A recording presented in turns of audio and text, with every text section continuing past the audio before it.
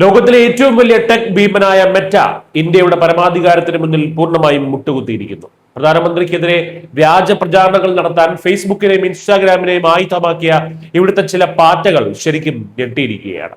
കാരണം മറ്റൊന്നുമല്ല, സാക്ഷാൽ മാർക്ക് സക്കർബർഗ് ഇന്ത്യൻ സർക്കാരിനോട് മാപ്പ് പറഞ്ഞിരിക്കുന്നു.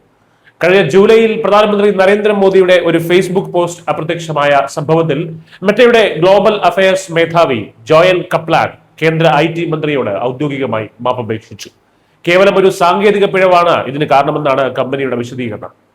പോസ്റ്റ് നിയന്ത്രിച്ചതിന് പിന്നാലെ IT മന്ത്രാലയം മെറ്റ പ്രതിനിധികളെ അടിയന്തരമായി വിളിച്ചു വരുത്തി കർശനമായി ശാസിച്ചിരുന്നു. ഇത് മാത്രമല്ല, പ്രധാനമന്ത്രിയെ അപകീർത്തിപ്പെടുത്തുന്ന വീഡിയോകൾ പ്രചരിപ്പിച്ചതിന് മെറ്റ ഇന്ത്യ തലവനെതിരെ ഹൈദരാബാദ് പോലീസ് കേസും എടുത്തു. ഡീപ് ഫേക്ക് വീഡിയോകളും കുട്ടികൾക്കെതിരായ മറ്റ് അശ്ലീല ഉള്ളടക്കങ്ങളും പ്ലാറ്റ്ഫോമിൽ വന്നതിൽ മെറ്റ CEO മാർക്ക് സക്കർബർഗും കേന്ദ്ര സർക്കാരിനോട് നേരിട്ട് ഖേദം പ്രകടിപ്പിച്ചിരിക്കുകയാണ്. പരീക്ഷാ പേപ്പർ ചോർച്ചയുമായി ബന്ധപ്പെട്ട് യുവാക്കളോട് സംവദിക്കുന്ന പ്രധാനമന്ത്രിയുടെ വീഡിയോ ആയിരുന്നു അന്ന് അപ്രത്യക്ഷമായത്.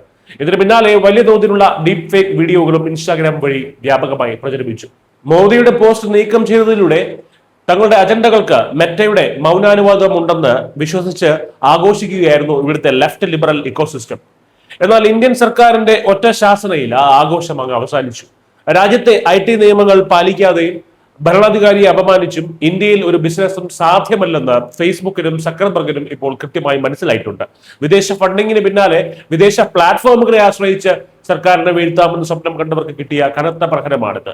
ഇന്ത്യയോട് കളിച്ചാൽ എത്ര വലിയ ടെക് ഭീമനായാലും മാപ്പ് പറയേണ്ടി വരും എന്നതാണ് പുതിയ ഇന്ത്യയുടെ കരുത്ത്. മരണം.